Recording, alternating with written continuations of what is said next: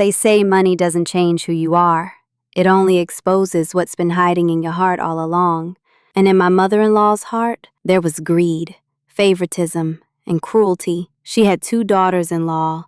One came from wealth, dripping in diamonds. The other was poor, struggling, barely making ends meet. Guess which one she adored, and guess which one she treated like trash.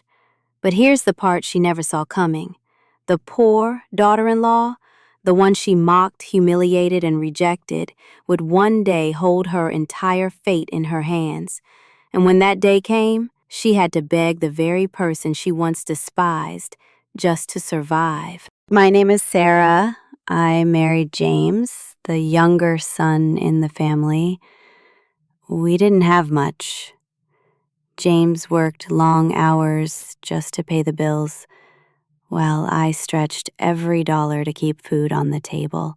His older brother, Michael, lived in a completely different world. He had married Emily, a woman from a wealthy family. Emily wore designer dresses, carried luxury handbags, and drove cars that James and I could only dream of. From the very first day I stepped into my mother-in-law Elizabeth's house, the difference was obvious. When Emily arrived, Elizabeth practically lit up like a Christmas tree.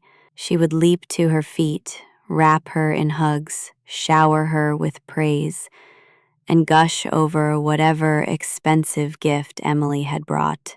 When I arrived, a stiff nod, a half-hearted hello, and sometimes nothing at all. Family dinners were torture.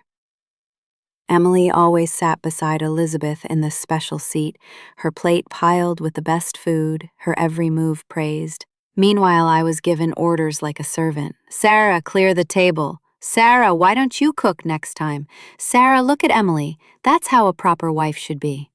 Elizabeth didn't see me as a daughter-in-law. She barely saw me as human, but I stayed quiet.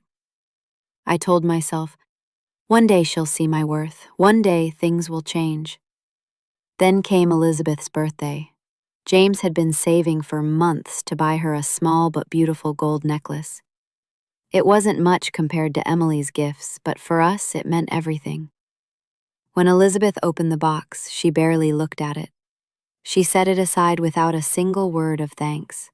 Then Emily handed her a designer handbag worth thousands.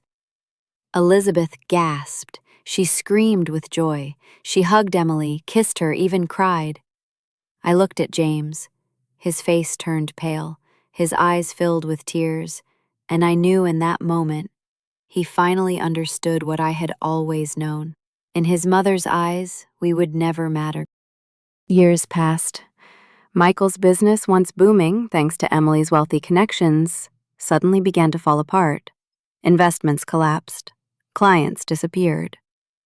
And the endless money that Emily's family poured into them, it dried up overnight. The mansion was sold. The luxury cars repossessed. The glamorous lifestyle, gone in the blink of an eye. And Emily? She didn't waste a second. She packed her bags, filed for divorce, and walked away without looking back. Elizabeth's world shattered. But not because her son's marriage had crumbled. No. She was devastated because her golden ticket, her rich daughter-in-law, was gone. But the biggest shock was still to come. It turned out, for years, Emily's family had secretly been giving Elizabeth money. They called it family support. Thousands of dollars, slipped into her account behind everyone's back. That money funded her luxuries, her arrogance, her smug little displays of power. But when Michael lost everything and Emily left, the secret payments stopped. Elizabeth had not only lost her favorite daughter-in-law, she had lost the very thing she worshipped above all else, money. And when the neighbors found out, the whispers spread like wildfire. She thought she was better than everyone else. Now look at her, broke, alone. The debts piled up. Her health began to fail. Michael disappeared, chasing work in another city, leaving his mother behind. And then, one stormy night, there was a knock at my door. When I opened it, my heart nearly stopped. Elizabeth stood there. Her once perfect hair was a tangled mess. Her expensive clothes were dirty, wrinkled, soaked from the rain. Her eyes were swollen from crying. Her hands trembled as she clutched the door frame. "Sarah," she whispered, "please, I have nowhere else to go." For the first time, she looked small, fragile, human. In that moment, two voices battled inside me. One said, "Close the door, let her suffer. She deserves this." The other whispered, "Show her the kindness she never showed you. Be the bigger person." I took a deep breath, and I let her in.